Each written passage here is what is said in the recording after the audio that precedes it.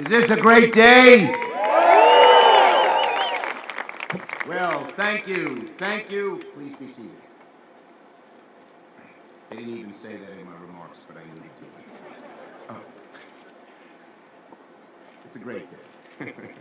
Thank you, President Biden, for inviting us to the White House. Thank you, Speaker Pelosi and Secretary Raimondo. And thanks to all my great Senate colleagues who are here today as well. Well, what a 6 weeks it has been for the Senate.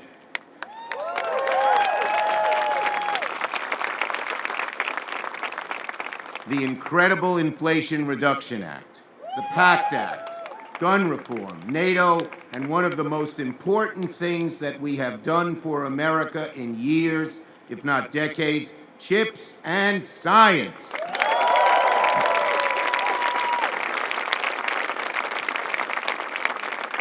For the last century, American prosperity was anchored on our unmatched commitment to scientific research and innovation. The question facing America today is whether that prosperity will live on in the century to come. Today, by enacting the CHIPS and Science Act, the largest investment in manufacturing, science, and innovation in decades, we say that America's best years still lie ahead.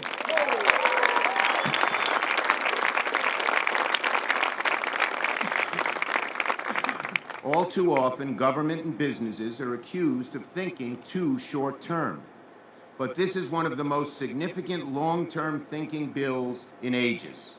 I firmly believe our grandchildren will work in jobs we can't even envision now because of these great investments. And to the innovators, job creators, and workers who have witnessed the slow erosion of America's semiconductor industry, we will bring these jobs back to our shores and end our dependence on foreign chips.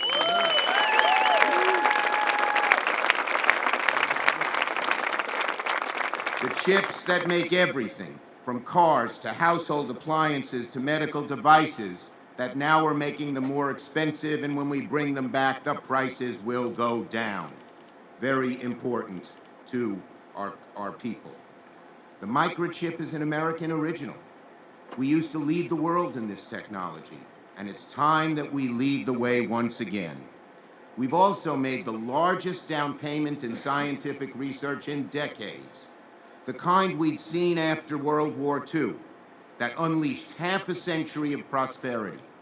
We'll cultivate the tech hubs of tomorrow to spur new innovations and new discoveries to create countless new jobs right here at home. It's a game changer for so many places in America and for states like mine.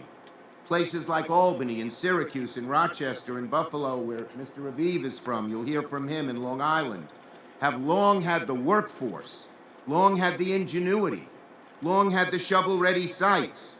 But with the CHIPS and Science Act, we can finally have the jobs too. And that's true for all of America as well as New York.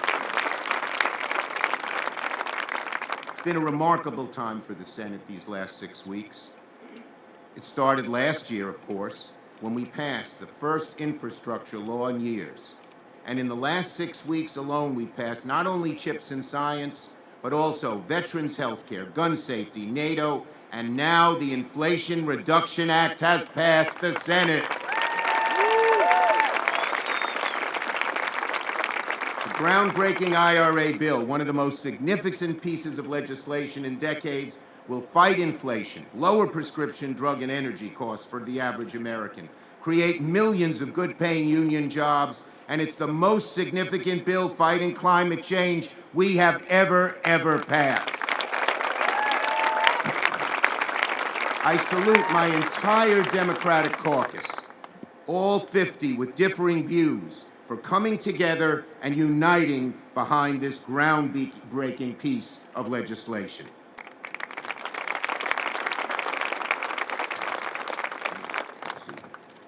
These bills are what progress looks like. Don't tell me things can't change. And I want to thanks to everyone who made signing of the CHIPS bill possible.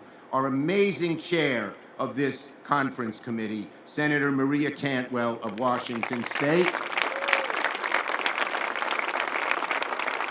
Senators Cardin and Coons and Lujan and Portman and Van Hollen and Kelly and Sinema and Cornyn and Warner and Whitehouse and so many others. And thank you also to Senator Young, my partner in this bipartisan act. He and I worked on this bill, originally called the Endless Frontier Bill. I still love that name, but it's gone. Anyway, he and I worked on this bill for more than 3 long years. I was on my bike one morning in the Senate gym, and I told Todd I believed America had to invest in science and research, and I was passionate about this issue. He was passionate as well, and we got to work on the Endless Frontier Act, which became the blueprint for the CHIPS and Science Act.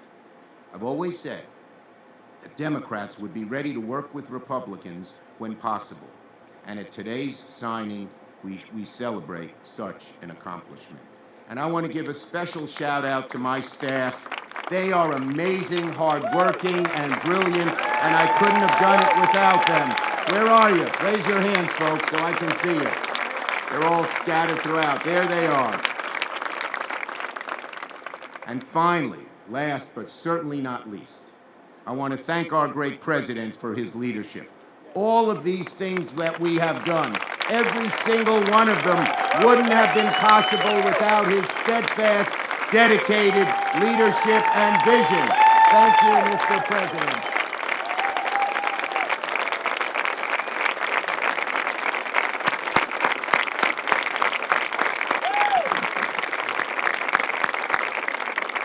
In closing, let me say this.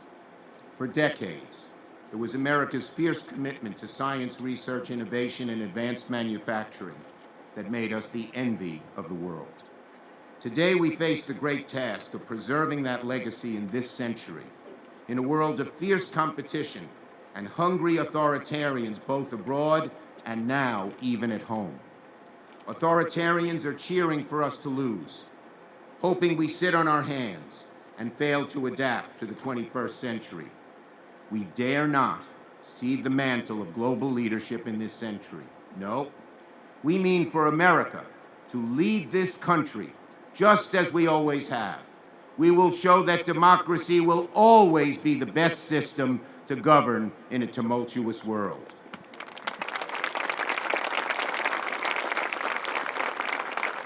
It certainly won't happen on its own, but today we are laying the foundation for a bold, bold future.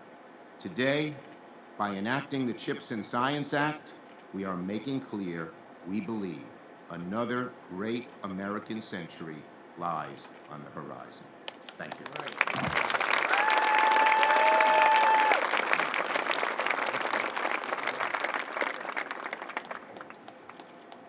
Now our great speaker, our partner, who all of these bills we've mentioned have been worked through the Senate, and everyone but one has been worked through the House, and that will be worked on this week. We have a great team, a great partnership, and the House has a great leader, Speaker Nancy Pelosi.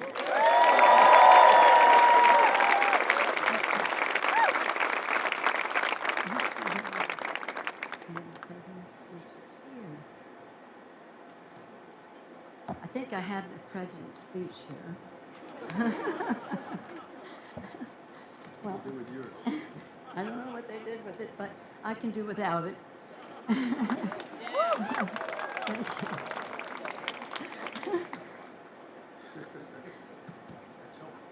Mr. President. Today, Mr. President, with the stroke of your pen, America declares our economic independence, we strengthen our national security, and we enhance our family's financial future. Mr. President, thank you for your visionary, inspiring leadership that brings us together today to ensure that America is better equipped than ever before to compete for and win the 21st century. I thank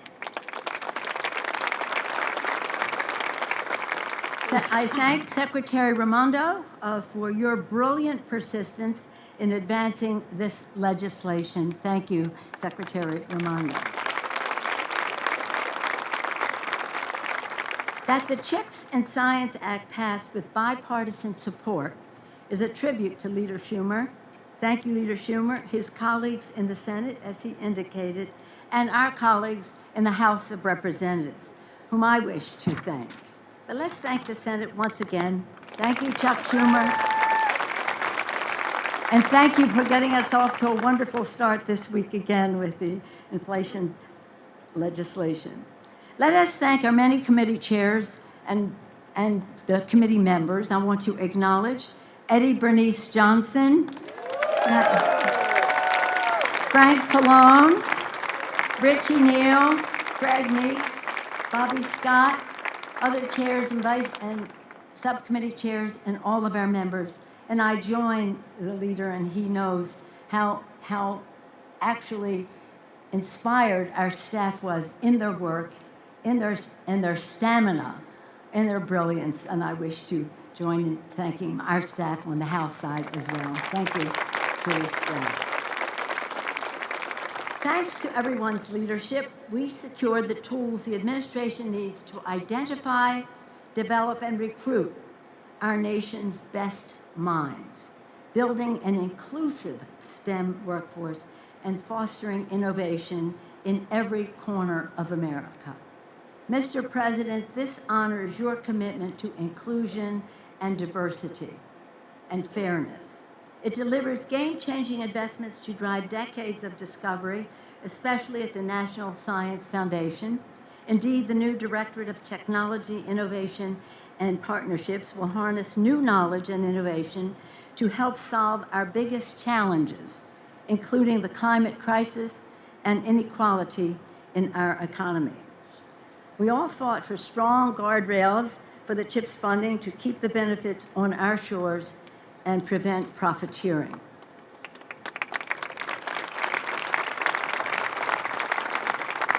This is a bill about Make It in America.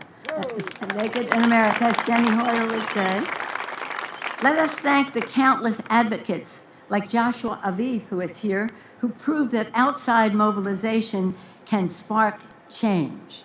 We thank the many accomplished scientists and students from around the country who work closely with Chair Eddie Bernice Johnson, and we thank the partners in the private sector who are essential to our economic success, many of whom are here today.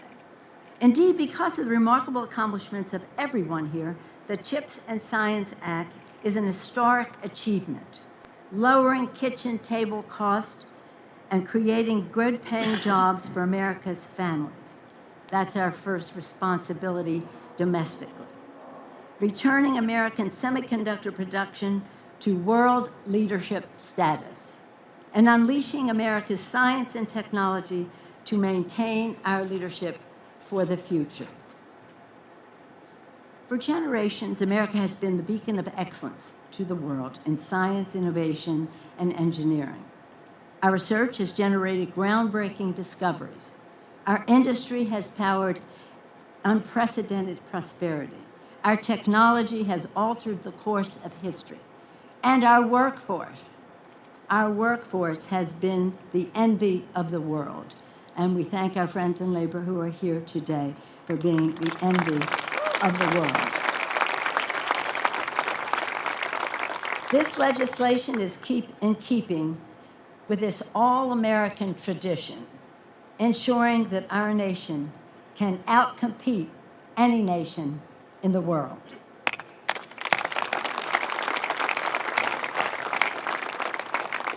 Under President Biden, our beacon of excellence will glow for generations to come.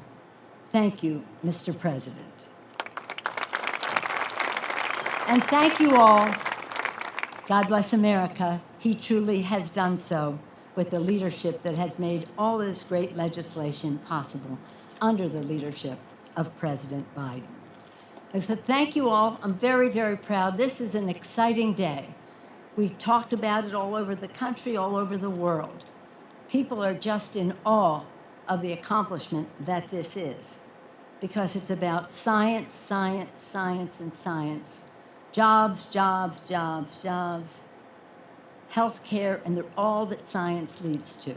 Science is an answer to our prayers. Chips and science are doubly an answer to our prayers. And with that, I have the very big honor of introducing the Secretary of Commerce. As I said, her persistent brilliance was so instrumental in bringing people together, in making essential priorities, in understanding what we had to do in such a special way.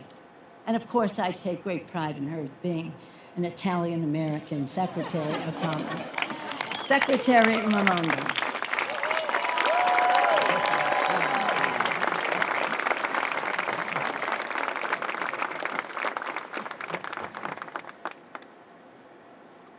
Thank you, Madam Speaker. Thank you, thank you. Please, another round of applause for our amazing speaker.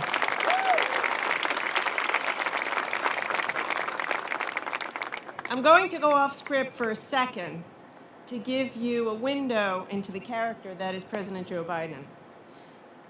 Otherwise, also my boss. He's here, it's 90 degrees, and he just whispered to me, "Do you want me to pull the step out so you can have some height?" The President of the United States is worried about my height at this podium. That is the humility and kindness of our leader. He's a very, very, very special man and a special leader, and we all know that. So good morning and congratulations to everyone who is here. This is an incredible, incredible day.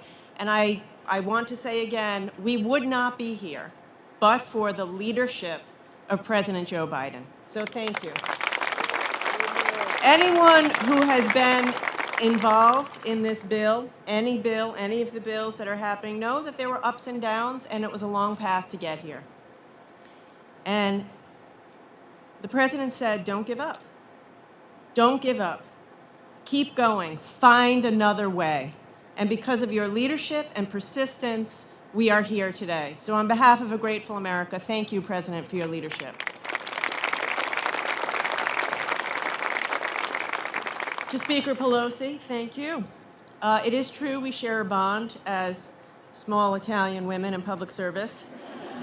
But like chips, small but mighty is Speaker Pelosi.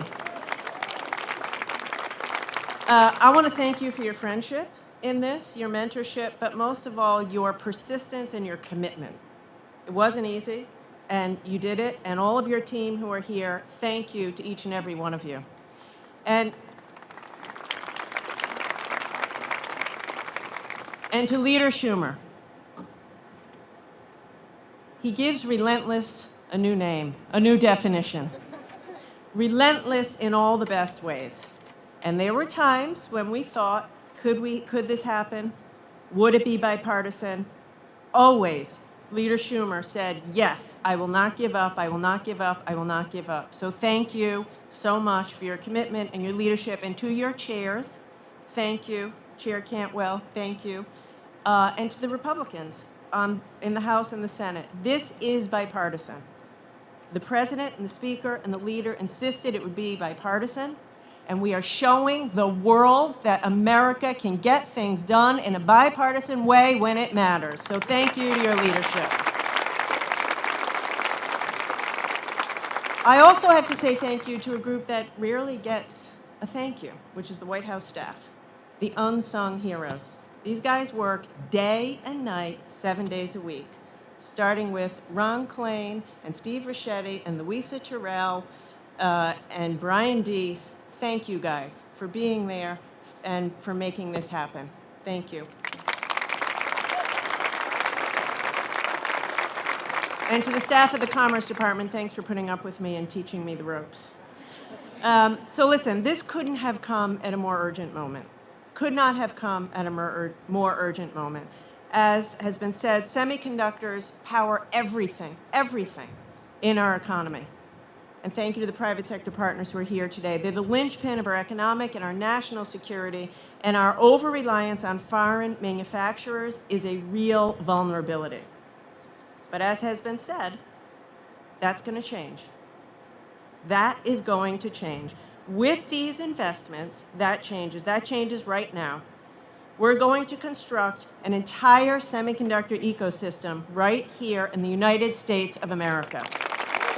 That means creating hundreds of thousands of high-quality, high-paying manufacturing jobs in the United States of America. It means unleashing the next generation of American innovation. It means building more secure supply chains and protecting Americans' global leadership and values for decades and generations to come.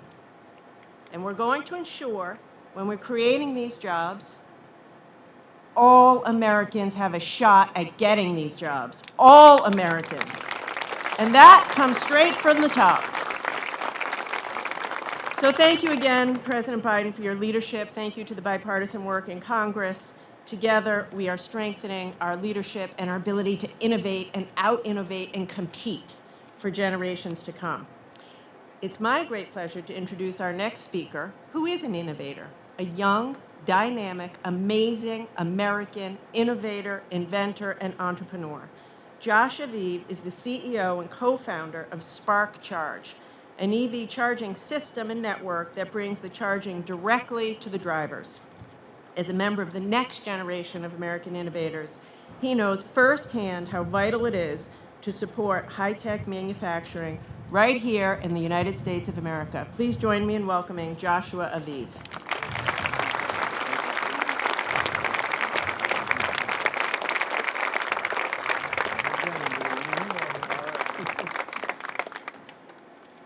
All right. Well, good morning, everyone. Good morning. Good morning. It is probably 120 degrees on stage and probably 95 where you guys are at. So I'm going to make it quick because we're the last ones up here. So my name is Josh Aviv. I was born here in D.C. So being part of this ceremony, being part of this ceremony feels like a homecoming to me. My grandfather was the first entrepreneur that I ever met. He ran a freight logistics company for over 20 years, shuttling airplane parts between Dulles and National Airport. Funny story, I would used to try and call out sick so I could ride with him because for lunch he would always give me a Snickers bar and it was always the king size. He instilled in me a drive and work ethic that led me to launch my own company in 2017. It's called Spark Charge, and we've created the world's first mobile and ultra-fast electric vehicle charger in the world. Thank you. I started as a single founder. It was tough, but I believed in the power of my product, and I believed in the American dream. Over the last few years, Spark Charge has grown to over 50 employees nationwide with operations across the United States and customers around the world. Thank you. We also launched the first EV charging app called Currently. Just like rideshare that picks you up wherever you need, if you're driving an electric vehicle and need a charge, we can deliver that charge directly to your vehicle anytime and anywhere you want. A truly breakthrough innovation in EV charging.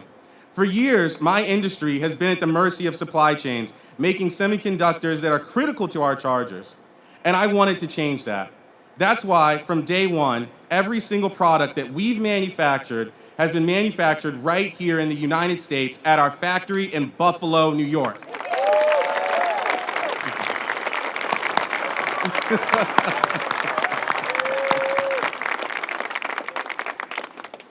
And not only that, but we are also planning to double the size of that factory over the next few months. As a business owner, I want to give my fellow Americans more than just a job.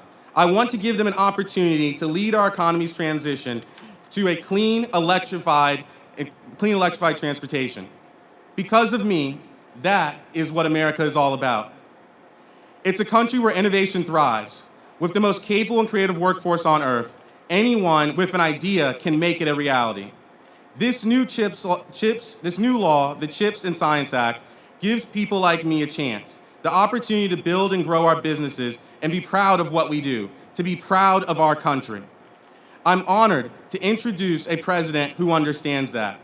Mr. President, from one proud Syracuse University alumnus to another, thank you for your leadership. Thank you, brother. And one last thing, if you ever need a charge for your electric Corvette one day, I got your back. Please join me in welcoming President Joe Biden.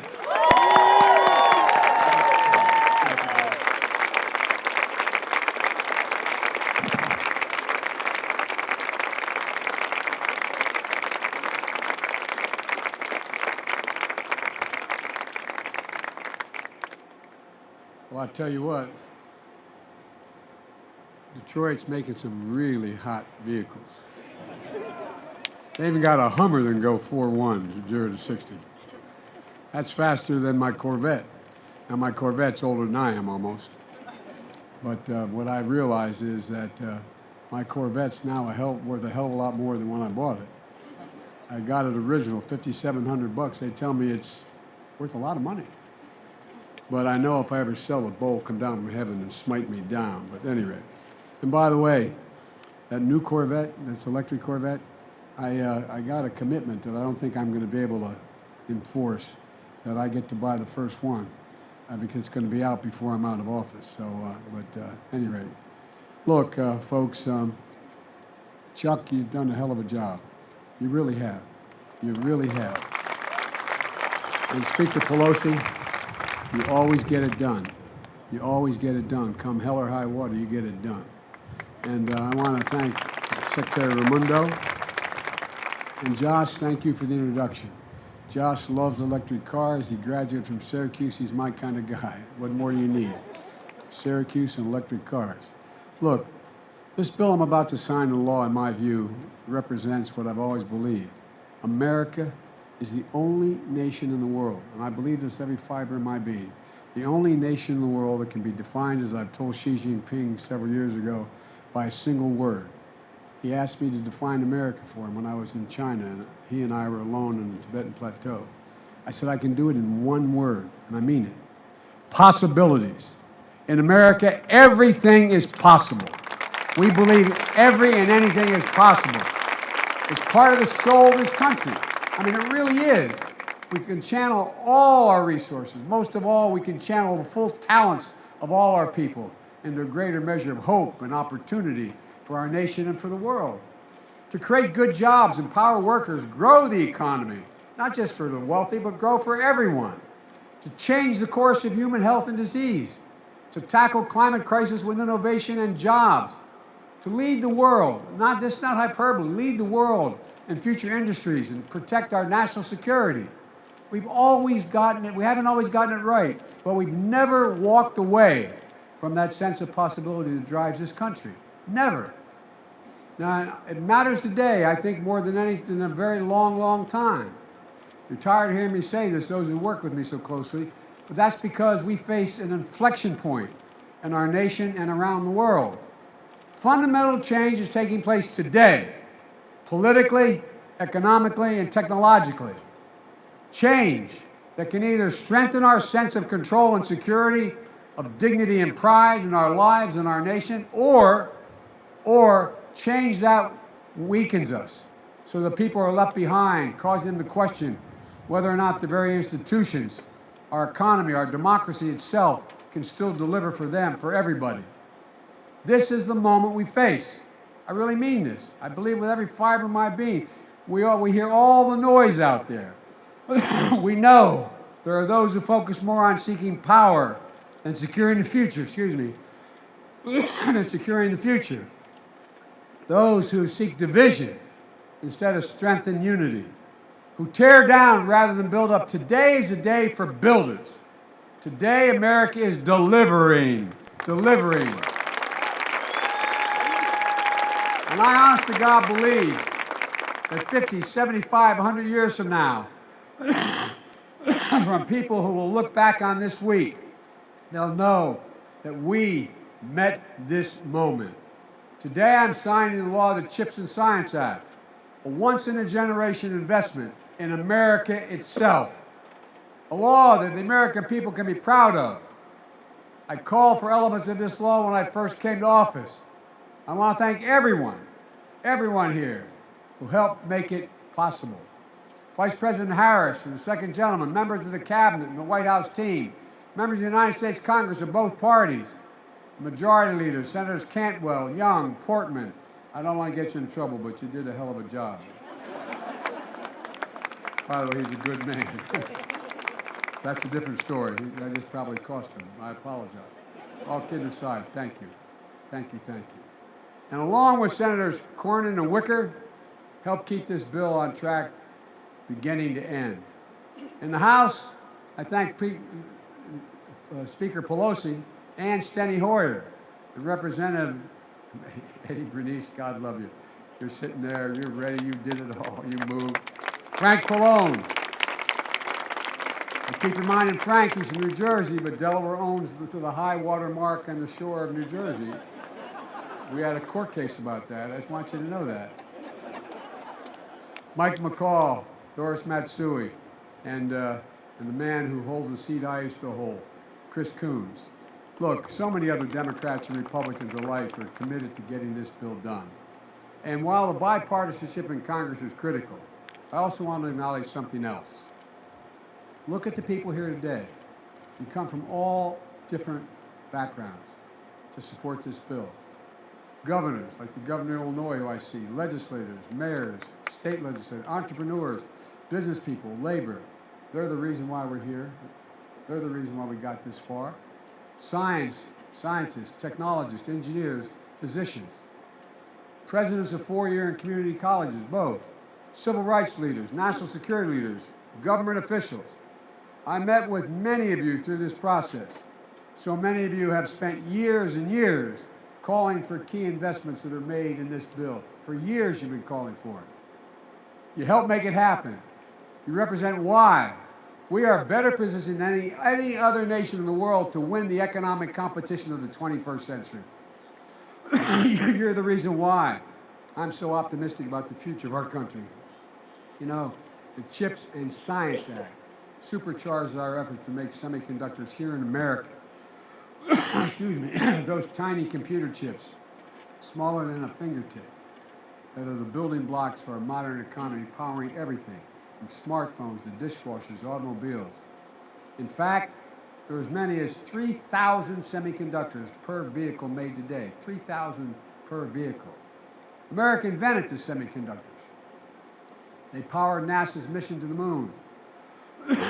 Federal research and development brought down the cost of making them and built a market in an entire industry. As a result, over 30 years ago, America had 40% of the global production of these chips. And then something happened. American manufacturing, the backbone of our economy, was hollowed out. We let semiconductor manufacturing go overseas. And as a result, today, we barely produce 10% of the semiconductors, excuse me, despite being the leader in chips design as well as research. And as we saw during the pandemic, the factories that make these chips shut down, the global economy comes to a screeching halt, driving up costs for families and everyone, not just here, but around the world. 1/3 of the core inflation last year was due to the higher price for automobiles, and a shortage of semiconductors. Folks, we need to make these chips here in America to bring down everyday costs and create jobs. Don't take my word for it. Listen to some of the business leaders here today and across the country. They're making decisions right now about where to invest and ramp up production for these semiconductors. Many are foreigners making investments, companies deciding where in the world to go, and they've chosen the United States of America. They look at China, Japan, South Korea, the European Union, all making historic investments of billions of dollars to attract the businesses to their countries to produce these chips.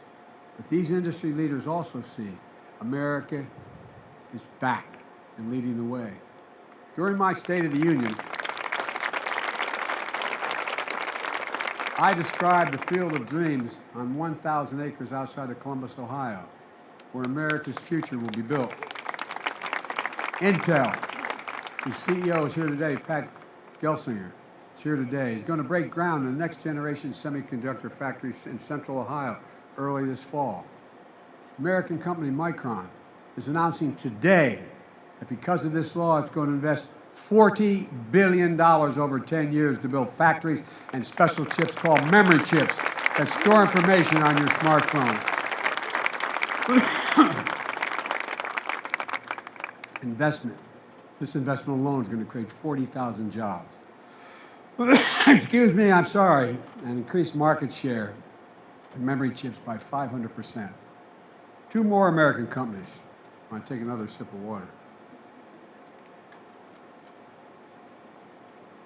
2 other companies, Global Foundries and Qualcomm, announced yesterday a $4 billion partnership to produce chips in the U.S. that would otherwise have gone overseas. Qualcomm is one of the world's largest buyers of chips. It's planning to increase its chip production by up to 50% over the next 5 years. These companies see what I see, that the future of the chip industry is going to be made in America. And for folks at home, there's a broader supply chain that makes these semiconductors that connect countless other small businesses and manufacturers. This law funds the entire semiconductor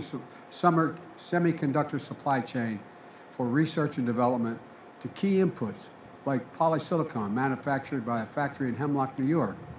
Nearly 1/3 of all the chips in the world use polysilicon made in Hemlock. Imagine if we had more of these kinds of factories across the country. This law will make that a reality.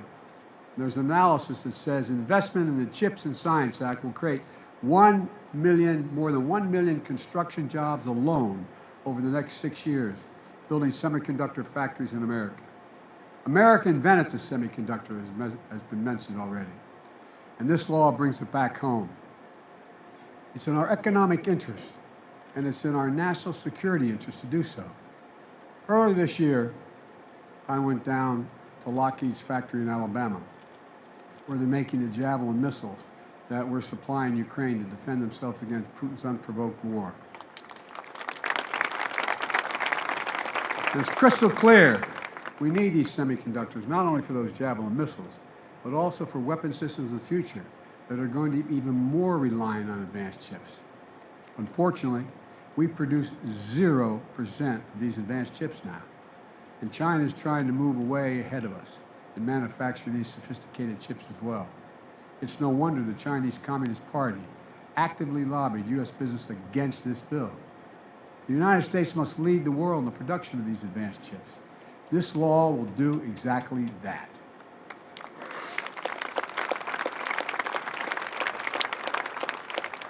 And to be clear, this law is not handing out blank checks to companies. Today, I'm ordering my administration to be laser focused on the guardrails that will protect taxpayers' dollars. It means making sure that companies partner with community colleges and technical schools to offer training and apprenticeship programs and work with small and minority-owned businesses. They'll have the power to take back any federal funding if the companies don't meet these commitments required by the bill. This includes requirements that companies building these semiconductor facilities pay Davis-Bacon prevailing wage to ensure the tens of thousands of new construction jobs are union jobs. We'll not allow companies to use these funds to buy back stock or issue dividends. And finally, this bill is about more than chips. It's about science as well. Decades ago, we used to invest 2% of our GDP in that led the world in everything. We led the world in everything from internet to the GPS. Today, we invest less than 1%.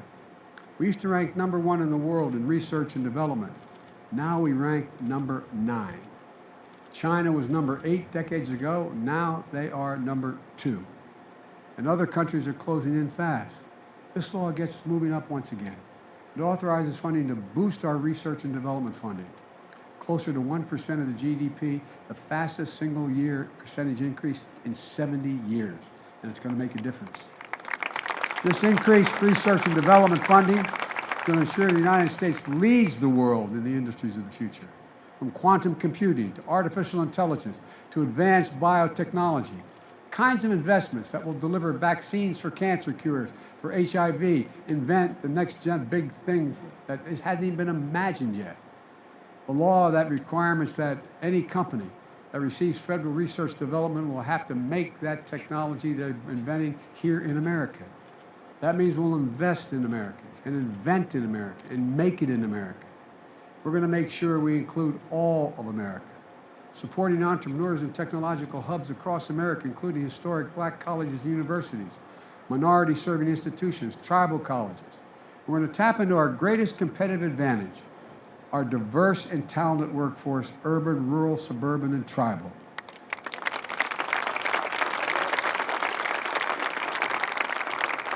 And people like Josh came up with this idea for portable electric car chargers 5 years ago in Buffalo, New York.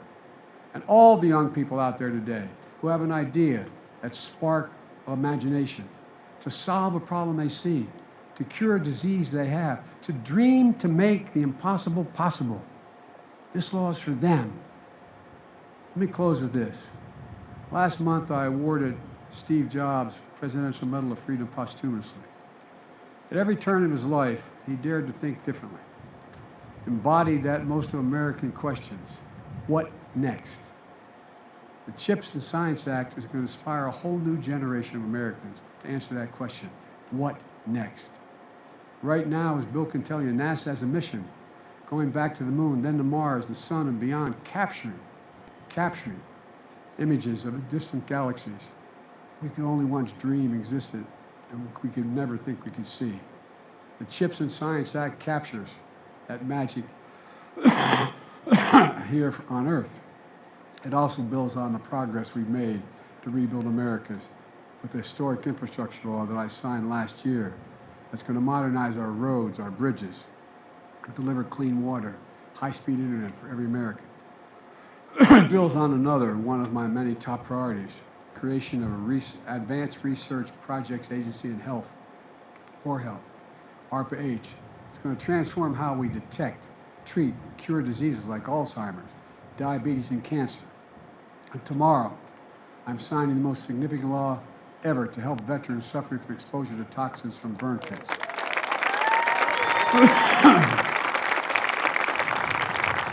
And soon, I hope to be signing the Inflation Reduction Act into law that's going to lower the cost of health care and energy and make historic investments to tackle climate crisis. Once that law is signed, any senior, by the first of the year, no matter how high they're on Medicare, no matter how high their drug bills are, will never have to pay more than $2,000 a year. Just one specific example, beginning in January. There's a lot going to happen. For all the division in our country, we're showing ourselves in the world that we can take on the biggest challenges. We can take on the special interests, and our democracy can deliver for the people of this country. That's why I'm confident that decades from now, people will look back at this week with all we've passed and all we've moved on, that we met the moment at this inflection point in history. A moment when we bet on ourselves, believed in ourselves, and recaptured the story, the spirit, and the soul of this nation. We are the United States of America, a singular place of possibility. I'm not going to go sign the CHIPS and Science Act, but once again, I promise you, we're leading the world again for the next decades. Thank you.